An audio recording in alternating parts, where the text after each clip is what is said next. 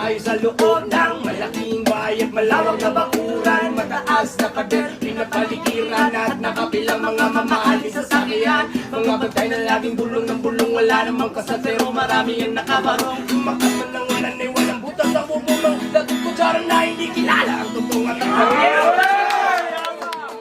na hindi pasko sa lamesa ay mayamon. Sarap siguro manirahan sa bahay na ganyan. Sabi pa nila, yan mo rin matatag. Bukan ng tao na nagmamayari ng isang bukan na kung may pagkakataoy pinag-aagawan. Kaya naman hindi niya pinagkakawalan.